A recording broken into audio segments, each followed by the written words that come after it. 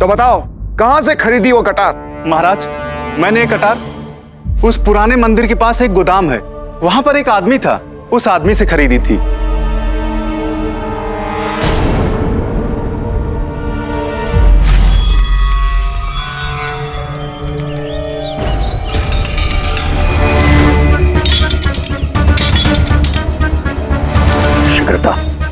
शीघ्रता करो सारे हथियार गिनने में। अभी राज्य के शस्त्रागार से और शस्त्र आने वाले हैं। और सुनो ध्यान से, इन सभी शस्त्रों पर से विजयनगर की मोहर मिटा दो। इन्हें दूसरे राज्य में बेचना है। विजयनगर के शस्त्र दूसरे राज्य को बेचे जा रहे हैं।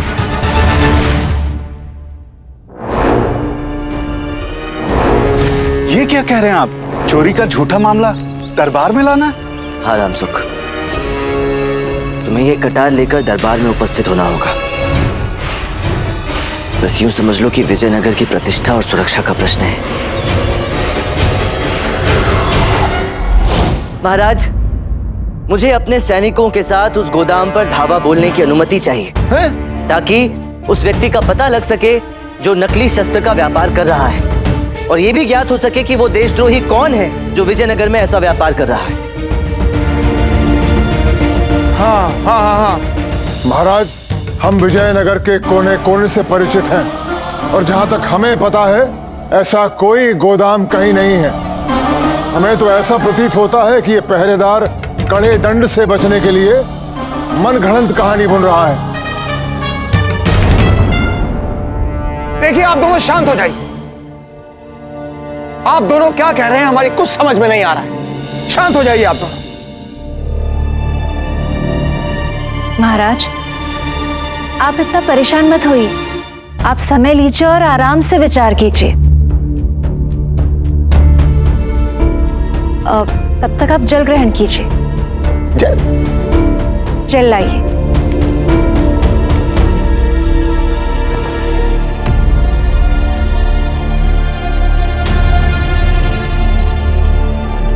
ये लीजिए, जल ग्रहण कीजिए।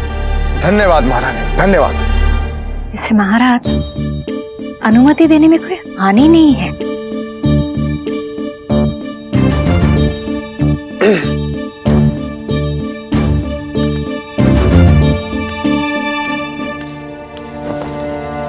हमने बहुत विचार विमर्श किया और हम इस निष्कर्ष पर पहुंचे कि अनुमति देने में कोई हानि नहीं है। यदि पुराने मंदिर के आसपास या ऊपर नीचे कोई गोदाम है जिसमें ऐसा व्यापार हो रहा है, तो वहां पर धावा अवश्य बोलना चाहिए। धन्यवाद महाराज। महाराज, मेरा निवेदन है कि हमारी सेना के साथ आप और महामात्य भी वहां चलें। ऐसे साधारण से मामले में महाराज को परेशान करने की क्या आवश्यकता है? और वैसे भी हमें महाराज से एक अत्यंत महत्वपूर्ण विषय पर मंत्रणा करनी है। महामात्य जी, आपका कथन बिल्कुल उचित है। पंडित रामकृष्ण जी, आप राजगुरु तथाचार्य जी और कुछ सैनिकों के साथ वहां पर जाइए। हम महाराज? हाँ हाँ, आप तथाचार्य जी। महामात्य जी, आप एक काम कीजिए, इनके लिए एक छोटी सैन्य टुकड़ी का प्रबंध कीजिए। अवश्य महाराज।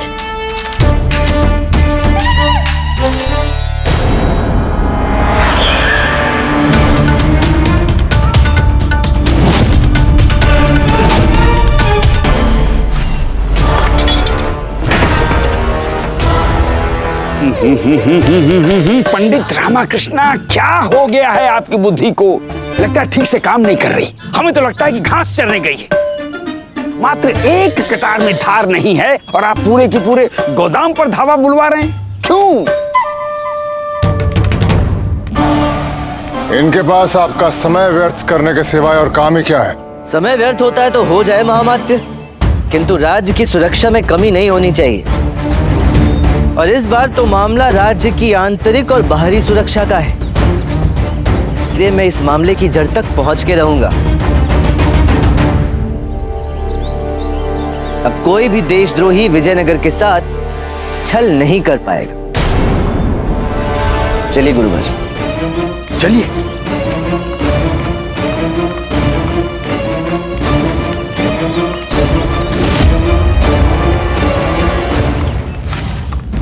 बढ़ो सैनिकों, आगे बढ़ो, आगे बढ़ते जाओ, चिंता मत करो, हम तुम्हारे साथ हैं। और जब तक हम तुम्हारे साथ हैं कोई तुम्हारा बाल भी बांका नहीं कर पाएगा। आओ आओ, सब हमारे पीछे पीछे आते जाओ, आओ आते जाओ। वाह वाह वाह वाह गुरुवर, आप कितने महान हैं। वो तो हैं। मुझे तो पता ही नहीं था आप इतने निर्भीक भी हैं। सेना का प्रतिनिधित्व स्वयं कर रहे हैं, इनका मनोबल बढ़ा रहे हैं, ये जानते हुए कि गोदाम के भीतर से हम पर आक्रमण हो सकता है आप भयभीत नहीं हुए।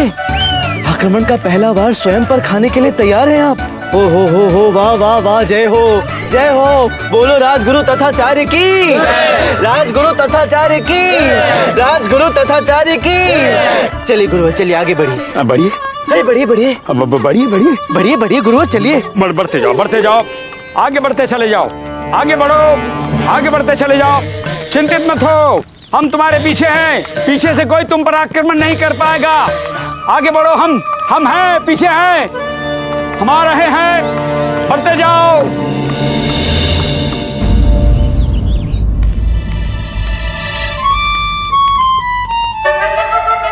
पुत्र स्वामी, ये क्या कर रहे हैं आप? अंगूर खा रहे हैं पिताजी। वो तो हम देख रहे हैं, किंतु ऐसे क्यों खा रहे हैं? पिताजी, मैंने देखा है कि रानी माँ आपको हमेशा ऐसे ही अंगूर खिलाती है, तो मैंने सोचा कि मैं भी ऐसे ही अंगूर खाकर देखूं। अवश्य इस भारतीय अंगूर का सेवन करने से अंगूर और अधिक मीठा हो जाता होगा। किंतु ये तो उतना ही मीठा है जितना पहले था। ये हास्य का समय नहीं है महाराज, अभी तो चिंतित होने का समय है।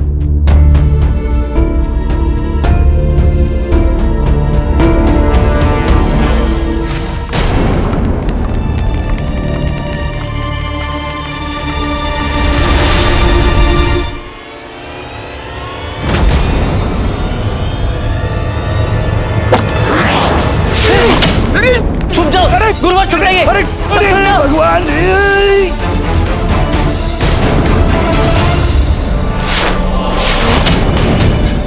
ये कौन है और कहां से निशाना लगा रहा है?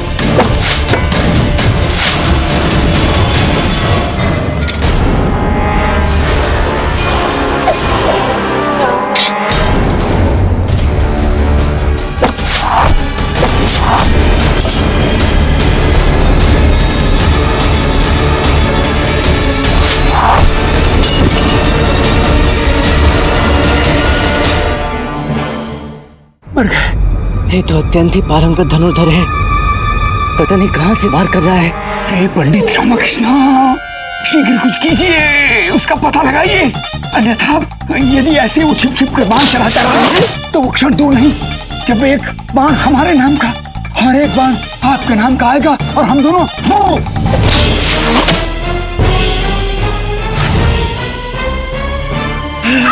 अरे कहां से मार रहा है ये?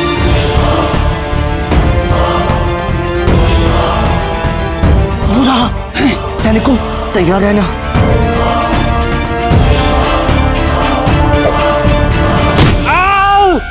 सैनिकों, पकड़ो उसे, बोरा।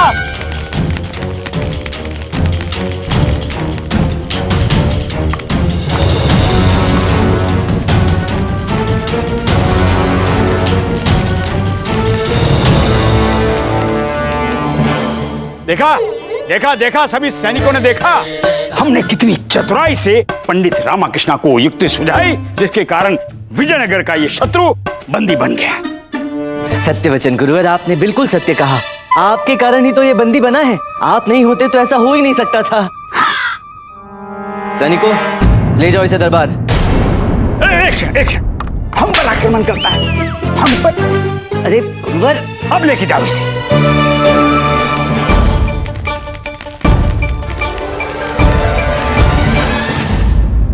स्वामी, आप ये अंगूर बाहर जाकर खाइए। सेवक, इनको बाहर ले जाइए।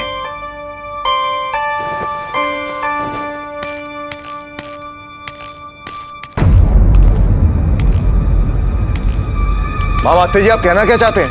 वही जो हमारी जीवा कहना तो चाहती है, परंतु हृदय मानने को तैयार नहीं है।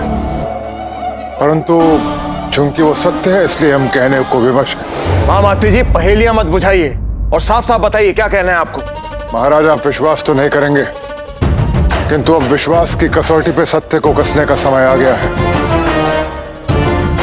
वही जिसने आपके साथ विजयनगर के साथ छल किया, वो जो पड़ोसी राज्यों के साथ मिलकर विजयनगर पर आक्रमण करने की योजना बना रहा है, वो आपका अति विशेष है।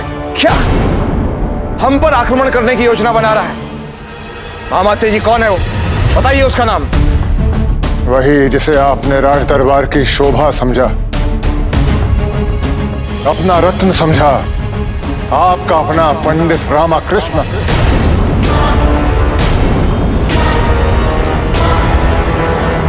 क्या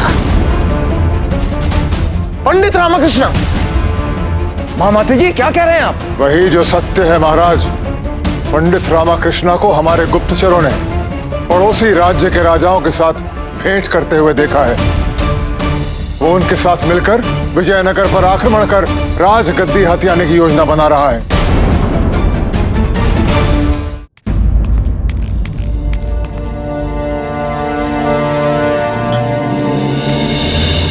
किंतु महामाते जी एक बात बताइए, वो कौन गुप्तचर है जिन्होंने आपको यह सूचना दी है और ये वहां तक पहुंचे कैसे?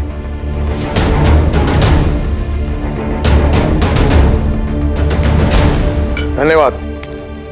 जहां सूर्य की किरणें भी नहीं पहुंच पाती, वहां हमारे गुप्तचर पहुंच जाते हैं महाराज, और उनके गुप्तचर होने का किसी को आभास भी नहीं होता। अब जैसे कि जिस सेवक ने आपको जल पिलाया, वो आपका सेवक नहीं अपितु हमारा गुप्तचर है।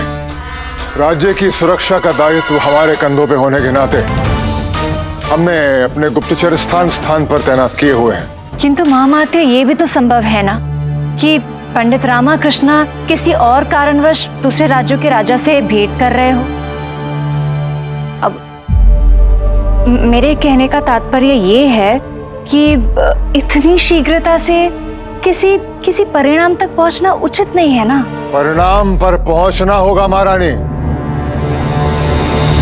क्योंकि हमारे कथन का साक्ष्य अति शीघ्र हम सबके सम्मुख होगा। साक्ष्य तो सबके सम्मुख आएगा और अवश्य आएगा, किंतु वो साक्ष्य तुम्हारे विरुद्ध होगा कैकाला। हमारे विरुद्ध बोलने का साहस कैसे हो गया इसका? अब समय आ गया है इसे मृत्यु की कोख में पहुंचा दिया जाए। महाराज की जय हो। महाराज, पुराने मंदिर के समीप वाले गोदाम में पूरा का पूरा शस्त्रागार ही बरामद हुआ है और एक व्यक्ति को भी बंदी बनाया गया है जिसे राज दरबार में लाया गया है। हाँ माते जी, दरबार चलिए। चलिए महारानी। जैसे ही महाराज आए ना, महाराज के समक्ष हमारा ऐसा गुणगान करना, ऐसा गुणगान करना, ऐसा गुणगान करना, महाराज को ज्ञात हो जाए इसे हमने बंदी बनाया है। समझ गए गुरुजी। समझ गए ना? बाड़ो। महाराज और महारानी पधार रहे हैं। महाराज बाला कुमार की, महाराज बाला कुमार की, महाराज बाला कुमार की, महाराज बाला कुमार की, महाराज बाला कुमार की, महाराज बाला कुमार की। सब अपना स्थान ग्रहण करें।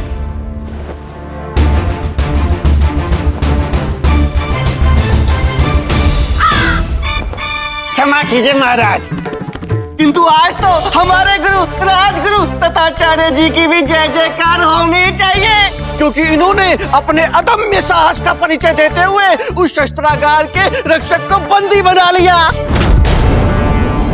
जी महाराज, हमारे गुरुजी ने उसे बंदी बनाया तो, लेकिन पंडित रामाकृष्ण की सूझबूझ से।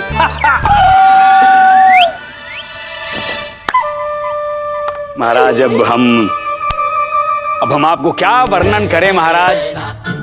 ये गोदाम का रक्षक ये हम पर तीर चला रहा था महाराज, तीर पर तीर चला रहा था, परंतु महाराज हम तीरों की वर्षा के बीच में अपने प्राणों की चिंता किए बिना डटे रहे और डटे ही रहे और अंततः हमने इसे बंदी बना लिया। क्यों पंडित रामाकृष्ण, है ना? है ना? उत्तम। अब आप ही बताइए कि गोदाम और शस्त्र का क्या मामला है। महाराज, आज मैं आपके समक्ष एक ऐसा भेद उजागर करने वाला हूं जिसे सुनकर ना केवल संपूर्ण राज दरबार अपितु पूरा विजयनगर भी अवाक रह जाएगा, क्योंकि आज उस व्यक्ति के बारे में भेद खुलेगा जिसने विजयनगर के विरुद्ध षड्यंत्र रचा, जिसने विजयनगर के शस्त्र पड़ोसी राज्यों में बेचने का दुष्कर्म किया और उन पड़ोसी राज्यों के साथ मिलकर विजयनगर पर आक्रमण करने की योजना भी बनाई। महाराज, वैसे तो वो लोग पहले ही पकड़े जाते, किंतु उन्हें पकड़ने में मैं विफल रहा।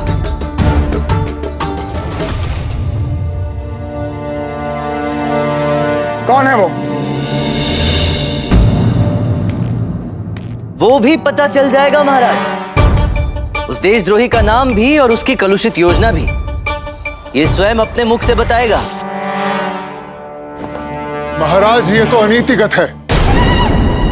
ये मनुष्य जिसे गोदाम का रक्षक बनाकर यहाँ प्रस्तुत किया गया है, ये तो किसी का भी नाम ले सकता है। इसका क्या विश्वास?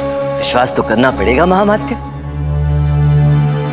क्योंकि ये वही मनुष्य है जिसने हम पर आक्रमण किया।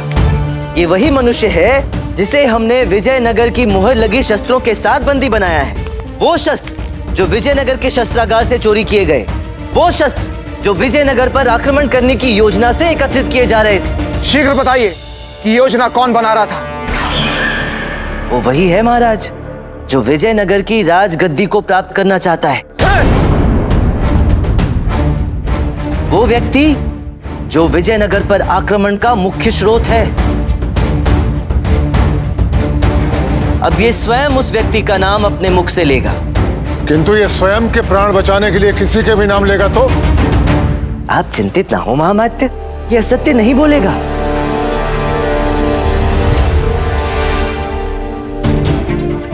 कैकाला, अब वो क्षण दूर नहीं जब हाथ पैरों में बेड़िया पहनाकर तुझे कारागार में डाल दिया जाएगा। महाराज, ये गोली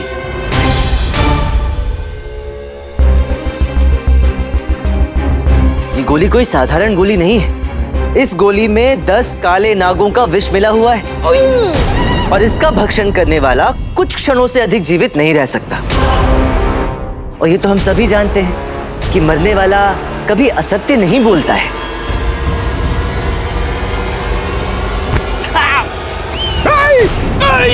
पंडित रामकृष्ण, ये क्या किया आपने?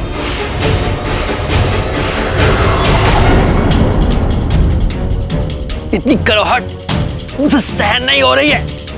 ये उसी विष की कड़वाहट है जो तुम्हारे रक्त में कुछ ही क्षणों में मिल जाएगी और फिर तुम्हारी मृत्यु निश्चित है। देखो, मरने से पूर्व उस व्यक्ति का नाम बता दो जो देशद्रोही है, जो विजयनगर पर आक्रमण करने की योजना बना रहा है। सोचो मत, विचार मत करो, तुम्हारे पास समय बहुत कम है। शीघ्र बताओ, अन्यथा नरक में स्थान पाओगे तुम। नहीं, मुझे नरक में जाना है। शीघ्र बताओ, तुम्हारे पास समय नहीं है। रामा जी, क्या आप सच में चाहते हैं कि मैं उसका नाम महाराज के सामने लूं? हाँ, उसका नाम बताओ महाराज को। बताओ, शीघ्र बताओ, कौन है वो? नाम लो उसका।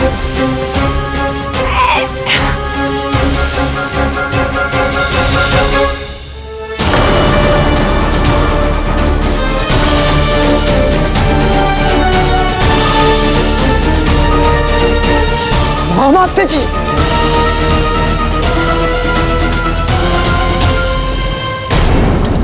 वो आप है रामा जी।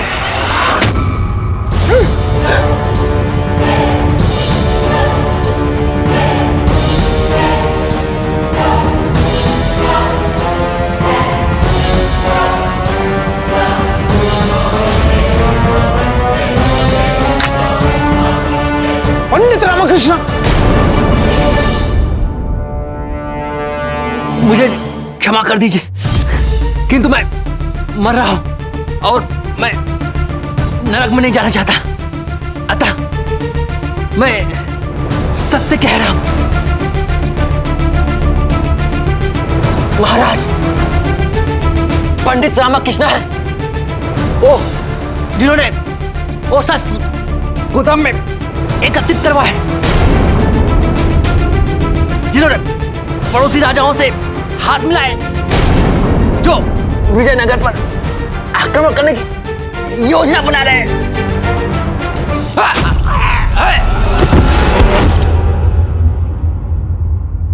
अरे उठो, अरे उठो, जागो। असत्य क्यों बोला तुमने? महाराज, मैंने इसे कोई विष वाली गोली नहीं दी है। ये तो भय से मूर्छित हुआ है और इसने जो कुछ भी कहा सब असत्य कहा है महाराज, सब असत्य कहा है। किंतु आपने अभी भी कहा था कि मरता हुआ व्यक्ति असत्य नहीं बोलता। आपका भेद खुल चुका है और ये भी उजागर हो चुका है कि आपने तैयारी तो ऐसी की थी कि ये किसी और ही व्यक्ति पर दोष लगाए, किंतु मृत्यु के डर से ये सत्य बोल गया। नहीं महाराज। बस पंडित रामकृष्ण जी, अब हम और कुछ नहीं सुनना चाहते। सूचना तो हमें पहले भी मिली थी कि आप हमारी राजगद्दी प्राप्त करने हेतु दूसरे राज्यों के साथ हमारे विरुद्ध षड्यंत्र रच रहे हैं, किंतु हमने कभी भी विश्वास नहीं किया। किंतु आज हमारे पास कोई कारण नहीं बचता आप पर ना विश्वास करने का। किंतु महाराज, मेरी बात तो बस कीजिए आप। आपने ना केवल हमारा अपितु समस्त विजयनगर का विश्वास तोड़ा है। आपको कठोर से कठोर दंड दिया जाएगा। हम आदेश देते हैं कि राजद्रोह के आरोप में आपको मृत्यु दंड दिया जाता है। आपको मृत्यु दंड दिया जाता है। आपको मृत्यु दंड।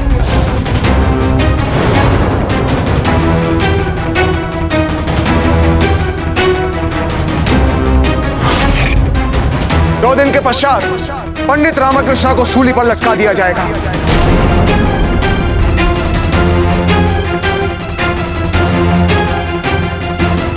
किंतु महाराज। बस महारानी, हम निर्णय ले चुके हैं।